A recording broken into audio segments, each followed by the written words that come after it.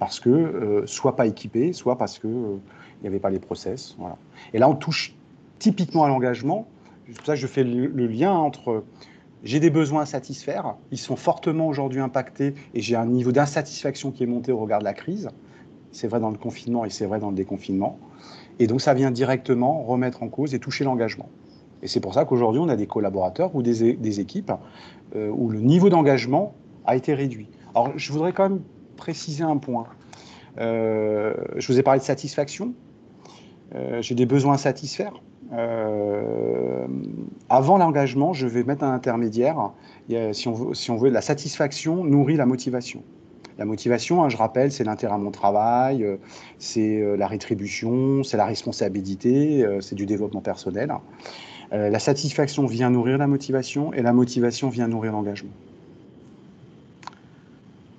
Alors, on n'a pas pu s'empêcher de vous parler des 3 niveaux d'engagement qu'a si bien décrit Isaac Getz en se basant sur l'étude de Gallup.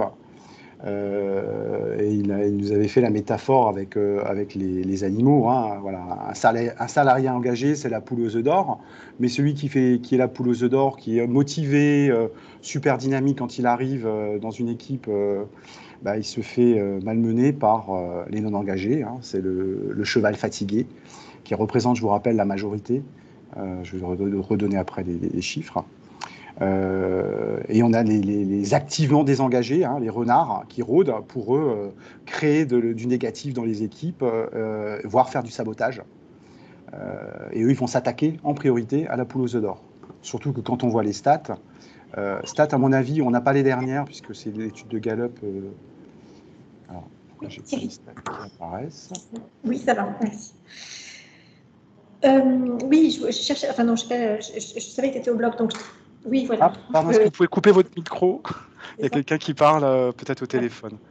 Donc, oui, c'est pour ça que je voulais vous avoir séparément. Et donc, j'avais relancé M. Azenut, hein, et puis je l'ai relancé ce matin parce que je devais donner une réponse pour un vidéo digeste.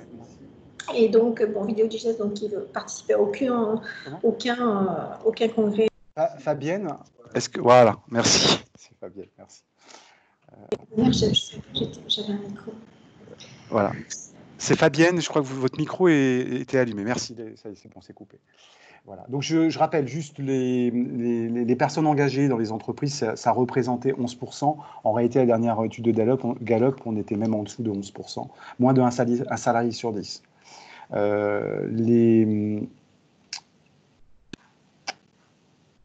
Voilà, les désengagés, 61%, la majorité, et les très désengagés, 28%. Je pense que ça, aujourd'hui, ce sont des chiffres qui sont encore sous-estimés au regard de la crise. Mais ils ont dû être balayés. Je ne sais pas, je ne pourrais pas vous dire dans quel sens, parce que je n'ai pas d'éléments. Mais c'est juste pour se dire, voilà, comment sont composées les équipes au niveau de l'engagement. Hein, j'ai satisfait mes besoins, je suis motivé, donc je suis engagé. Alors là, je vous propose, on va vous proposer une interaction. Donc, on va mettre dans le chat un lien. On va vous proposer de cliquer dessus pour aller faire un petit brainstorming et on va vous donner la parole. Vous allez avoir un post-it à remplir sur Klaxoon. Donc là, il suffit, dans le chat, Benjamin va vous mettre un lien. Alors, j'essaie de sortir de ma présentation. Arrêtez le diaporama. Hop. Voilà, donc, vas-y.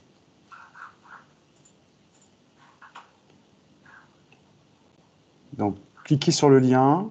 Je vous laisse vous connecter. Et on va vous donner la parole. Ce qu'on va vous proposer ici, c'est au regard des éléments de la crise, quels enseignements vous avez tirés de cette période? Quels sont vos retours d'expérience au regard de la période? Voilà. On laisse tout le monde se connecter.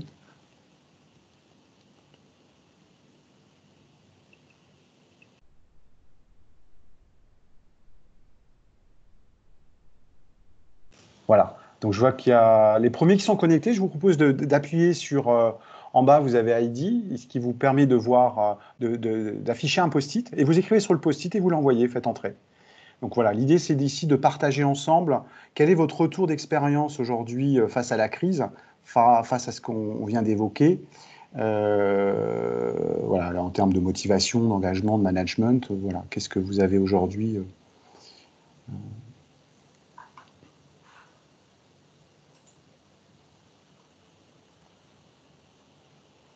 Donc, je vois qu'on a donc Sylvie, Stéphane sont connectés, Sophie, Raymond, Nathalie, Monique. Donc, allez-y. Ah, ça, je vois un post-it qui est apparu. Je ne le vois pas, moi, pour le coup. Tu peux nous les commenter, Ben, s'il te plaît? Ah, si. Alors, il y a les bienfaits du télétravail. Les bienfaits du télétravail, OK. Est-ce que voilà, vous voulez intervenir pour commenter? J'ouvre les micros pour le coup. L'idée étant de venir. Quel bienfait, par exemple, sur le télétravail? Voilà, l'idée, c'est de les commenter aussi. Il y a adaptabilité, rapidité commerciale et managériale par rapport aux événements. OK. Les managers sont seuls, je vois. Nécessité de remettre de la cohésion dans les équipes. Voilà, je vous propose, je vous donne la parole. Voilà, si quelqu'un veut commenter son post-it, la parole est ouverte. C'est notre temps d'interaction.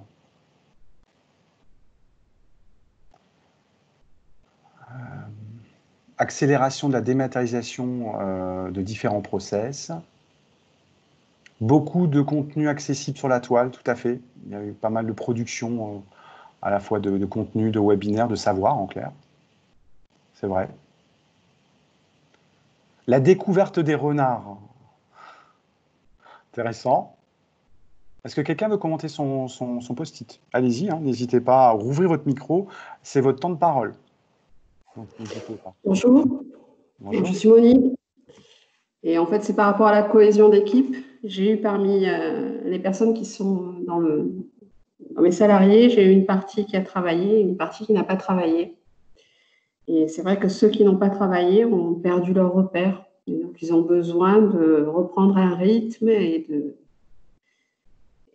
de refaire le lien avec le reste de l'équipe, en fait. Et ceux qui ont travaillé ont un sentiment d'injustice parce qu'ils ont travaillé alors que les autres étaient à la maison.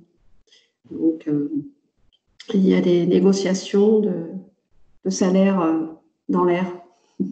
Oui, voilà. Ça a des impacts sur les liens, sur les statuts, sur l'engagement, la motivation. Vous avez parlé de plusieurs choses. Hein. Voilà. Sentiment d'injustice, il est présent et il appartient à chacun parce que c'est ce qu'il a vécu. Mais derrière, il faut le gérer. L'entreprise doit le gérer, le manager doit le gérer. C'est pas facile. Tout à fait. Donc, on parlera après des solutions, hein, mais c'est intéressant de le partager. Merci pour ce retour d'expérience. Est-ce que quelqu'un d'autre veut réagir? Alors, je vois sur l'écran. Donc, travail supérieur en télétravail, plus rapide et plus percutant. Tout à fait, c'est un vrai retour d'expérience. On se rend compte on perd moins de temps dans les discussions. Hein. On perd moins de temps à la machine à café, dans les discussions entre guillemets, excusez-moi, informelles. Je ne vais pas les qualifier d'inutiles parce qu'elles ne sont pas inutiles en réalité. Parce que les discussions machine à café, on entretient le lien. Et le lien est très important dans les équipes. On l'a d'autant plus ressenti. Peur de prendre des décisions, de prendre une décision, perte d'autonomie. OK. Modifier les habitudes. Je rappelle que la période de confinement, 40 jours, a été suffisante pour prendre de nouvelles habitudes. C'est la période suffisante pour prendre de nouvelles habitudes. Donc elles ont été prises par un certain nombre d'équipes et de managers ou de salariés. Difficulté de coordination, de mise en place de nouvelles organisations, sensation de laisser tranquille. OK. L'importance de l'échange, même à distance. Difficulté de garder le contact, tout à fait. On n'a plus le temps à distance de contacter tout le monde en clair dans une équipe, c'est difficile, ça peut être difficile. Qu'est-ce qui a envie de partager sur un de ces post-it? C'est déjà assez riche, alors, je ne les ai peut-être pas tous cités. Parce qu'en réalité, je les regarde sur un écran qui est devant moi, sur le bureau qui est devant moi. Allez-y, vous avez la parole. Qu'est-ce qui a envie de partager aussi une expérience, là, de retour d'expérience avec ses équipes?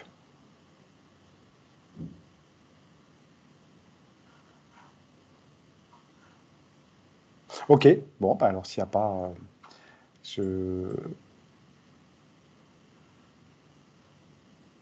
On va clôturer cette phase, mais en tout cas, c'est très riche. Alors, on va essayer. Alors, il y a quelqu'un qui. Il y a Monique. Ah, je vois. Il y a Monique qui souhaite un. Allez-y, Monique.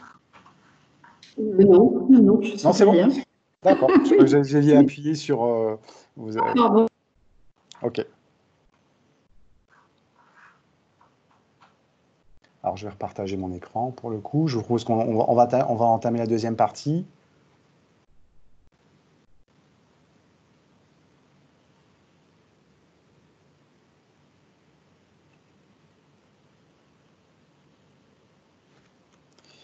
Je bascule d'écran. Hop, je vous repartage mon écran. Et voilà. C'est bon. Alors, l'importance, il y a... Alors, c'est pas encore partagé. Pourquoi je vous ai demandé le retour d'expérience aujourd'hui, il y a, dans ce qu'on vit, dans cette crise, je vois qu'il n'y a pas le partage d'écran. Ah, attendez, je vais recommencer.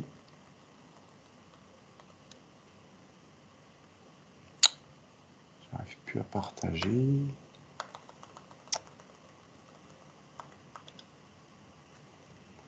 Teams.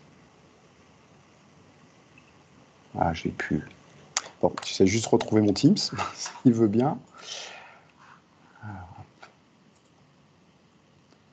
bon.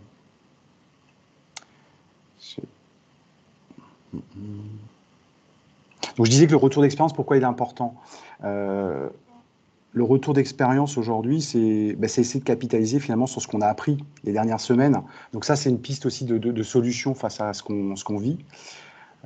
C'est bon, c'est partagé? Ok. Voilà, ça a réglé mon problème technique. S'il veut bien. Voilà, c'est bon. Voilà. Et je vous engage vraiment, si vous ne l'avez pas fait, d'institutionnaliser quelque part le retour d'expérience. Qu'est-ce qu'on a appris finalement de cette période? Qu'est-ce qui a fonctionné? Qu'est-ce qui n'a pas fonctionné? Parce que ça va être là que vous allez pouvoir, pour le coup, capitaliser, trouver des nouvelles solutions, ou des pistes de solutions en tout cas, face à la situation vécue pendant le confinement, ou dans cette période de déconfinement, on a des nouvelles problématiques qui apparaissent, merci pour le témoignage, ou pour ceux qui étaient au travail et ceux qui étaient chez eux, il y a des sentiments variés, qui peuvent être d'injustice, voilà, de ne pas avoir été traités de la même manière, et ça a créé des tensions dans les équipes. C'est vrai entre les équipes, et c'est vrai entre le manager et ses équipes, avec certains de ses collaborateurs. Parce que un effet loupe lié à la crise, c'est que celui qui managérialement, alors je ne vais pas dire qu'il était en difficulté avant, mais disons qu'il n'était pas au niveau managérial, dans la crise, il y a eu l'effet loupe de le mettre encore plus en lumière, on va dire des attentes vis-à-vis de collaborateurs vis-à-vis de leur manager.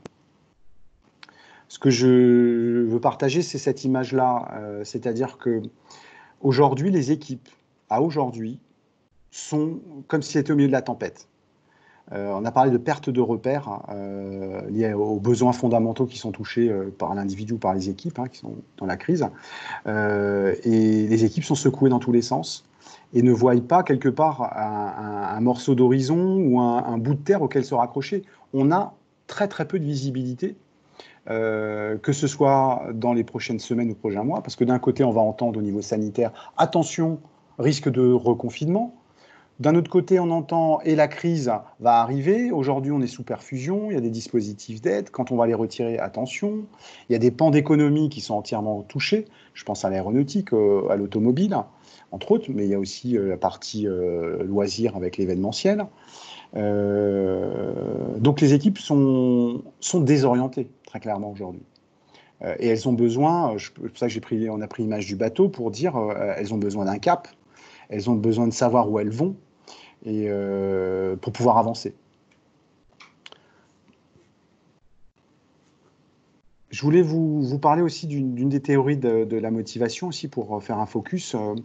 Dans cette situation-là, il faut garder la motivation et c'est pas forcément évident. Donc le flow, c'est l'état dans lequel je me trouve qui fait que je suis ultra motivé, mes besoins sont satisfaits et je suis très engagé. tous les autres états qui sont affichés, on voit beaucoup d'équipes aujourd'hui qui sont, alors pour certains encore dans l'apathie, d'autres dans l'ennui, très peu dans la relaxation, dans le contrôle, préoccupés pour beaucoup, à la fois individuellement et collectivement, quelle que soit sa position dans l'entreprise, anxieux de l'avenir, hein, on a parlé avant des besoins et des craintes vis-à-vis de l'avenir, voire surexcités, il y en a aussi. Tout ça, ce sont des comportements qu'on voit au quotidien dans les équipes, mais tout ça, c'est pas le flow. Le flow étant, j'utilise mes compétences, le maximum de mes compétences pour relever un défi. Donc c'est pour ça que je voulais faire le focus sur le flow, c'est-à-dire qu'il faut arriver à créer les conditions dans l'entreprise, arriver à mobiliser les compétences des collaborateurs. C'est pour ça que c'est important de les identifier, parce que dans le cadre du travail à distance, il y en a certains qui sont découverts des compétences, ou il y en a certains qui ont développé des compétences, qui peuvent être apportées aujourd'hui au sein des équipes et à l'organisation. Et je parlais avant de cap avec l'image du bateau, ça c'est le deuxième axe. C'est extrêmement important aujourd'hui d'avoir un défi à relever, un objectif, c'est trouver des projets pour le coup dans l'entreprise, parce que dans la tempête, le bateau qui n'a pas de cap fait que les personnes qui sont sur le bateau sont perdues, désorientées. Et si aujourd'hui, quelque part, un des enjeux extrêmement forts, c'est à retrouver des projets mobilisateurs pour les équipes. C'est ça qui va les amener dans le flot. Et c'est là qu'on va retrouver de l'engagement et de la motivation. On ne peut pas, nous on a des demandes maintenant presque, bon, je ne vais pas dire au quotidien, mais on a des demandes régulières. J'ai mes équipes, ils n'y sont plus, ils ont décroché. Et j'ai dit, et alors, vous avez, c'est quoi le projet de l'entreprise? Oh là là, on a essayé de reprendre l'activité.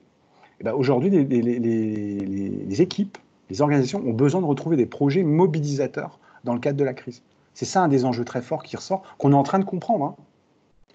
Voilà, nous, en interne, je fais juste le parallèle, hein, mais dans le cadre du confinement, on s'est dit, nous, on doit faire évoluer notre travail pour faire du à distance. C'est vital. D'ailleurs, aujourd'hui, on a repris très peu de présentiel chez nos clients. Et on travaille, pour le coup, de plus en plus à distance. Mais ça veut dire des nouvelles compétences, parce que animer, et on l'a fait l'expérience avec Sylvie, animer à distance, c'est pas tout à fait le même métier. Ça demande une nouvelle adaptation, de nouvelles compétences, de nouvelles appétences. Voilà. Et nous, on s'est remobilisé sur un projet interne qu'on a appelé Co3 Humans Online. On a dit, notre activité, c'est faire en sorte que l'intelligence collective se diffuse, même à distance. Et les outils sont là pour faciliter l'intelligence collective.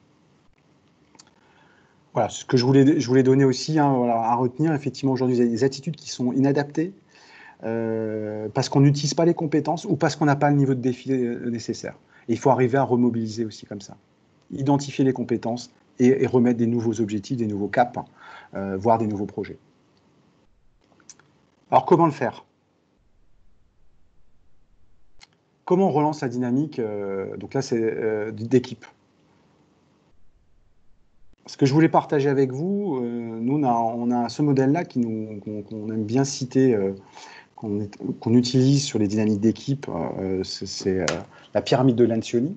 Elle exprime 5 comportements indispensables pour qu'une équipe soit efficace et fonctionne en intelligence collective. Alors, je vais la décrire. La base de la pyramide, pour qu'une équipe fonctionne, c'est la confiance. C'est la confiance entre un manager et ses équipes, avec les individus ou son équipe, entre les membres de l'équipe. Pour avoir de la confiance, il faut de l'honnêteté, il faut de la transparence. Donc aujourd'hui, il ne faut pas avoir peur de dire, hein, quand on manage, je ne sais pas. Je n'ai pas la réponse, je ne sais pas. Voilà. Plutôt que de cacher ou masquer, parce que ça n'aidera pas à la transparence, donc ça peut entamer la confiance. Et un certain nombre aujourd'hui d'équipes ou de collaborateurs qui vivent mal la situation, c'est parce il y a une crise de confiance vis-à-vis soit de leur manager, soit de leur organisation, très clairement. On l'entend beaucoup au niveau politique, hein, où les politiques sont très décriés sur la gestion de la crise, néanmoins ils l'ont géré, comme ils ont pu, mais ils l'ont géré. Donc la confiance, c'est la base de la pyramide. Pour qu'un collectif fonctionne bien, nourrir la confiance. Ça passe aussi par la posture manager, mais j'y reviendrai après. Deuxième niveau, c'est arriver à gérer les conflits. C'est pour ça que je vous disais, si vous ne faites pas de retour d'expérience, si les équipes ne font pas de retour d'expérience entre eux, comment voulez-vous mettre à plat les problèmes, les conflits éventuellement qu'il y a dans les équipes? Donc il faut être capable de les poser pour pouvoir les traiter. Parce que je vous rappellerai que le conflit, oui, il peut être source de désordre, de chaos, mais le conflit est constructeur. C'est ce qui nous permet d'avancer. Et donc, une équipe qui est efficace, c'est une équipe qui arrive à se dire les choses et à partager les conflits pour les résoudre. Ça peut être conflit d'idées, de débats, voilà. Mais c'est parce que si je ne gère pas le conflit, je détruis la relation. Derrière, c'est la relation.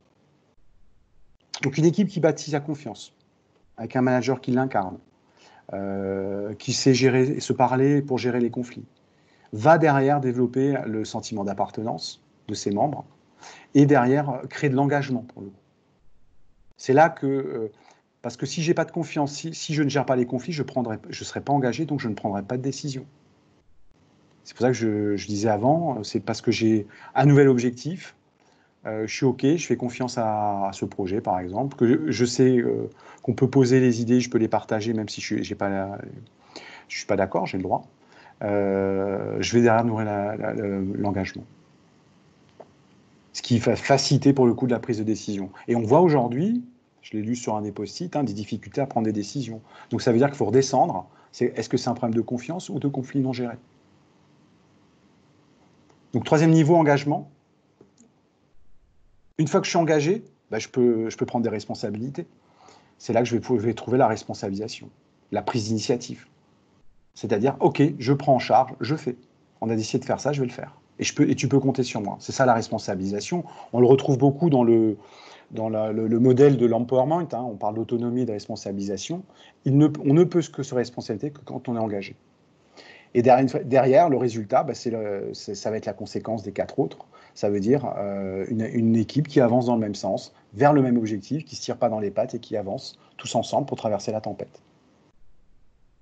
Je trouve vraiment que ce modèle nous guide depuis plusieurs années, que ce soit dans nos relations en interne ou avec nos clients et partenaires. On a le droit d'être pas d'accord, mais si on a dit qu'on y allait, on s'engage et chacun doit respecter son engagement pour le coup. À ce moment-là, chacun prend ses responsabilités et ça fait qu'au final, on a un résultat à la hauteur des attentes des parties prenantes. Donc là, vous avez vraiment un modèle qui va vous permettre de travailler et d'identifier là où ça pêche. Parce que souvent, on nous dit il faudrait plus d'engagement, ou ils ne sont pas assez responsables. Oui, mais on va devoir redescendre pour se dire est-ce que c'est un problème de confiance? Est-ce qu'il y a des conflits? Souvent, on s'arrête au conflit. On dirait c'est bon, on a réglé les conflits, et puis derrière, je sais pas, il y a peut-être un problème d'engagement. Donc ça va créer, pour le coup, une fois que j'arrive au dernier stade, je voulais compléter avec ce modèle aussi pour dire que voilà, en fonction de la maturité des équipes, on a 3 stades de maturité d'équipe. On a la collection d'individus, où chacun travaille de son côté et se complaît, entre guillemets, dans son expertise. Donc là, on a des équipes qui sont peu performantes, très clairement. Après, on a l'équipe solidaire, c'est-à-dire qui fonctionne en cercle, autour de son manager. Et c'est un petit peu le fonctionnement en tribu, mais il fonctionne un petit peu moins bien avec les autres tribus, les autres équipes. Ça, on trouve très souvent dans les organisations. L'équipe efficace, c'est l'équipe qui travaille à la fois collectivement, qui fonctionne très très bien, qui fonctionne très bien avec les autres équipes, mais surtout dans un but commun. Et c'est là qu'on retrouve le sens, la vision, la mission, l'engagement. Voilà, c'est le modèle de Vincent Lennart, avec les 3 stades de maturité d'une équipe. L'intelligence collective, on va la retrouver dans une équipe efficace qui fonctionne avec un sens commun. Donc c'est pour ça que je disais avant aussi, dans la tempête, rechercher un nouveau projet, redonner du sens, fixer de nouveaux objectifs, construire éventuellement même un nouveau projet pour que ce soit au niveau d'une équipe, sans parler de projet stratégique, ça va mobiliser les équipes. Dans l'équipe efficace, la posture du manager, il fallait qu'on l'évoque aussi,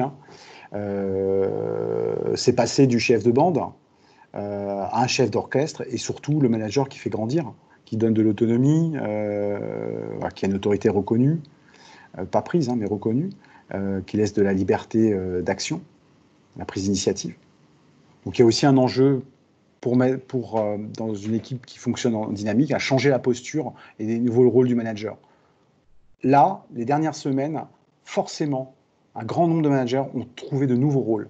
Mais lesquels sont? Est-ce que vous les avez identifiés? Ça pourrait être intéressant aussi en retour d'expérience. Parce que c'est certainement des nouveaux rôles où soit ils se sont retrouvés très efficaces, ou soit ils ont perdu pied. Du coup, si je fais un peu les 2 extrêmes. Je regarde juste là. Quelle heure il est ? 45. Donc, on va nous laisser quelques minutes pour les questions-réponses. Pour nous, aujourd'hui, ce qui est un enjeu très fort, et c'est d'autant plus vrai dans je parlais de transformation tout à l'heure, il y a 4 compétences aujourd'hui au niveau managérial à développer. C'est encore plus vrai dans la situation que j'ai décrite tout à l'heure face à la crise. Avoir un sens critique, voilà, je pense que c'est important de savoir porter des regards critiques, de savoir d'être communicant, de créer des conditions pour collaborer, et surtout, face aux nouvelles situations, de faire preuve, pour le coup, de créativité.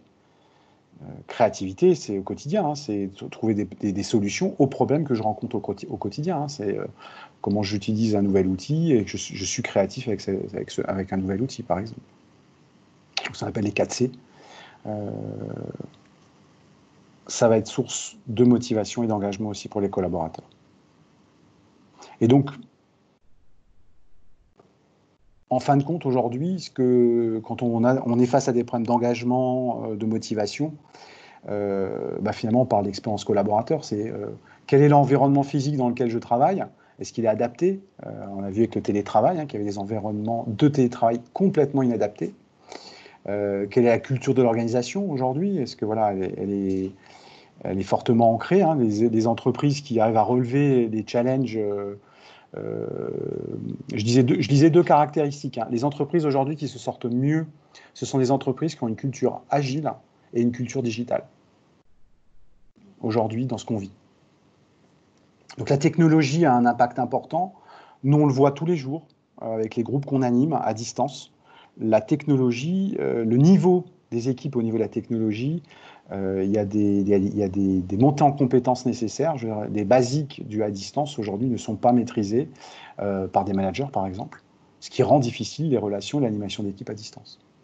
Et bon, je vous ai parlé avant du sens, hein, le purpose, la traduction, qui traduit encore mieux le sens, hein, c'est effectivement retrouver le sens de l'organisation, à quoi je contribue, l'impact qu'a l'entreprise dans le monde, dans la société. Je rappelle juste les purposes des GAFA, parce que ça reste des exemples. Hein. Mais Google, son purpose, c'est organiser l'information du monde et la rendre universellement accessible et utile. C'est ce qui guide les équipes aujourd'hui. Voilà. Donc, c'est peut-être intéressant de se re-questionner avec ces équipes sur ce sens. Et là, on parle donc les 4, c'est ce qu'on appelle l'expérience collaborateur. Et si je le retraduis, ça veut dire 7 enjeux, c'est cultiver l'engagement, véhiculer le sens. Bien sûr, la question de la fidélisation, de l'attraction des collaborateurs. On parle aussi de marque employeur, de culture d'organisation, forcément de collaboratif et d'intelligence collective. Pour au final développer le social et l'économique. Hein. Ça arrive à concilier à la fois le social et l'économique et améliorer la qualité de vie au travail. Voilà. Il nous reste 10 petites minutes. J'ai beaucoup parlé. Donc voilà. Je vous propose pour finir Est-ce que vous avez des questions? Je vous laisse la parole. Qu'est-ce qui a envie? Qu'est-ce qu'il y a des questions? Quelques minutes de questions-réponses.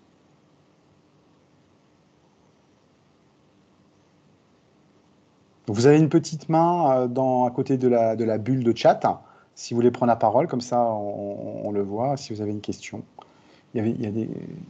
Cécile qui dit concrètement comment on fait.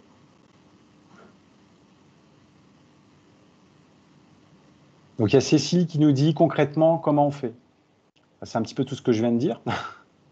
Est-ce que vous pouvez préciser, Cécile? Voilà, je vous propose de prendre la parole. Précisez votre question.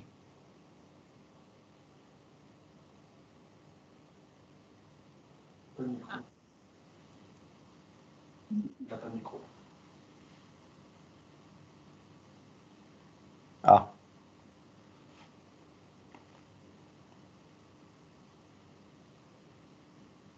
Bon, difficile de rentrer dans le concret. Enfin, je ne sais pas ce que vous voulez préciser dans le concret, ce que vous appelez concrètement, parce que je ne connais pas la situation de votre équipe. Après, on n'a que une petite heure de présentation.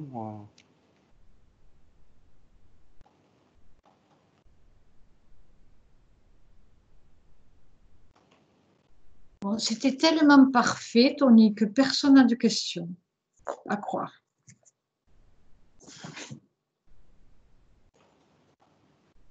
Ok. Benjamin, merci. Ah, alors, je pense que Oui, Cécile Monique. a précisé dans le chat, en fait, que ces équipes interviennent au domicile des familles. Ah, ok. Et elle les voit en réunion annuelle cette semaine. Ok. Et ben là, C'est c'est du vraiment management à le. distance, alors, oui. Ouais, tout à fait. Ok, c'est du management à distance. Ok, merci pour ces précisions, Cécile. Je comprends mieux pour le coup le besoin. Là, vous avez une opportunité sur ce qu'on vient de dire, hein, c'est-à-dire que si effectivement vous avez vos équipes là en présentiel, concrètement, faites un retour d'expérience sur qu'est-ce qui a fonctionné en interne, qu'est-ce qui n'a pas fonctionné, de lister ensemble qu'est-ce qui n'a pas fonctionné, qu'est-ce qui a fonctionné. Ça va être déjà la base de faire un petit peu ce que j'appelle le diagnostic, hein, c'est-à-dire quelle est la situation que nous avons vécue et qu'est-ce qu'on peut en tirer comme enseignement. Qu'est-ce qui n'a pas fonctionné? Ok, qu'est-ce qu'il faut qu'on améliore en clair? Qu'est-ce qui a fonctionné? Sur quoi on peut capitaliser? Je prends l'exemple du travail à distance. Aujourd'hui, il y a des organisations qui ont décidé de dire nous ne nous réunirons pas pour faire des réunions classiques, nous ferons des réunions de prise de décision ou de créativité, par exemple. Ils ont changé leur format de réunion, par exemple. Voilà. Et les réunions, j'ai envie de dire, traditionnelles se feront à distance. Donc, ils changent, voilà, ça, c'est une modalité qui change. Mais ça, c'est chaque équipe, pour le coup, qui va construire. Hein. Mais c'est ce que je vous conseillerais, puisque vous avez l'opportunité de les voir. Si vous ne l'avez pas fait, faites le constat de qu'est-ce qui n'a pas fonctionné, qu'est-ce qui a fonctionné. Et ça va, derrière, vous allez dérouler ensemble. Est-ce qu'il y a une autre question?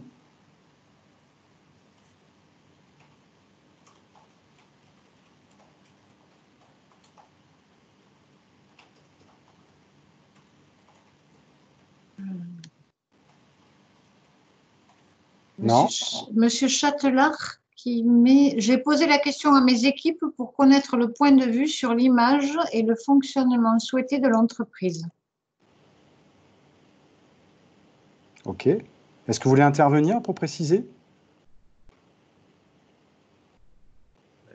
Je peux intervenir, donc Alain Châtelard. Super, J'ai merci. profité de la période de Covid-19 pour donner un questionnaire pour comment ils perçoivent l'entreprise, comment ils souhaiteraient qu'elle soit managée et comment ils souhaiteraient qu'elle soit positionnée.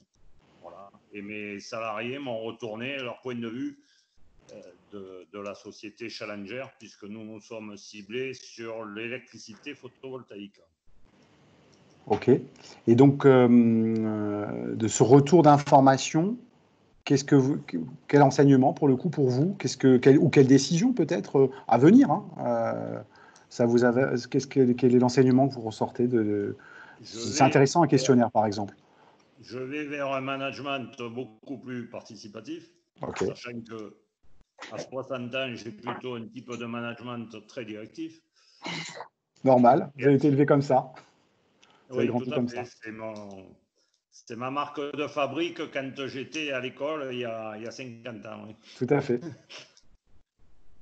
Et par ailleurs, mais vous l'avez dit il y a 2 minutes, je pense qu'il y a beaucoup de situations qui ne méritent pas de tous se retrouver au bureau pour échanger ou pour faire des réunions. Voilà. Sur ces aspects-là, ça m'a permis j'enlève les équipes de chantier, mais ça m'a permis au niveau du personnel de bureau de voir que beaucoup de tâches peuvent être faites à distance. Eh oui. À ce moment-là, ça nous demande, nous sommes une société assez jeune, d'avoir un outil informatique et de l'intranet et autres suffisamment performant pour faire vivre tout ça. Voilà à peu près les grandes lignes. Super, super. Donc ce que je retiens, effectivement, vous avez raison, le management participatif, c'est un progrès, mais il ne s'applique pas à toutes les situations. C'est très vrai. Je prends toujours l'exemple. Il n'empêche qu'on a quand même besoin, je dis à minima 1 fois par semaine, rien ne remplace la relation humaine, parce qu'informellement, il y a d'autres aspects. Donc, je ne suis pas pour le tout télétravail qui fait qu'on ne se voit plus autrement que par l'échange de mails et de fichiers.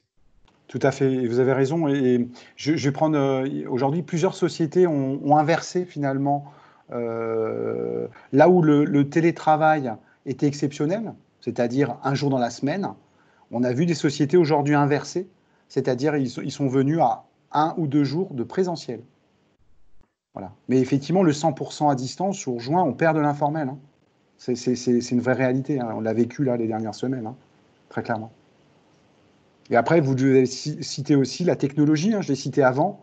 La technologie, le niveau de technologie utilisé par l'entreprise va être un moyen pour faciliter les échanges ou rendre les échanges difficiles à distance. Il y a une mise à niveau quelque part nécessaire. Il y a un minimum prérequis, tout à fait. Merci en tout cas pour ce témoignage très intéressant. Est-ce que quelqu'un veut aussi, il nous reste, on pourra encore prendre un feedback, un témoignage.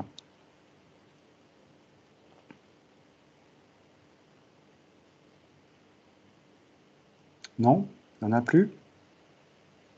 Ok. Eh bien, écoutez, alors à ce moment-là, on est dans le timing.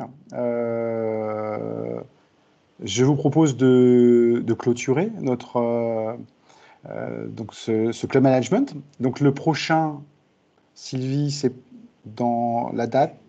Ah, on t'entend pas. Le 8 juillet. Ce sera le 8 juillet. J'avais coupé Voilà. mon micro, pardon. Oui. Donc, mercredi 8 juillet à 13 h, donc toujours sur Teams encore. Tout à fait. Donc, sur le thème décider dans l'incertitude. Voilà, j'attends vos retours sur ce webinaire dans le chat. Merci Oui. déjà pour ceux qui ont répondu. Voilà, merci Tony, ben évidemment, hein, un grand merci à Tony. On me Merci demande aussi ton PowerPoint, Tony. Alors, je ne sais pas. Non, je le transmets pas. Je le transmets pas. Voilà. Donc, désolé. J'espère que vous avez fait comme moi, vous avez pris des notes aussi. Voilà, très intéressant. En tout cas, un grand merci à tous. Oui. Rendez-vous pour ceux qui peuvent le 8. Au prochain webinaire. Une belle fin de journée à vous, une belle après-midi. Et puis rendez-vous au 8 pour ceux qui le souhaitent. Ils seront les bienvenus. Voilà, merci encore Sylvie. Merci à Benjamin aussi pour le support. Et bon après-midi à tous. Oui, merci à vous pour votre présence. Merci. Super, Benjamin et Tony. Parfait. Merci encore une fois. Merci. Merci. Au revoir.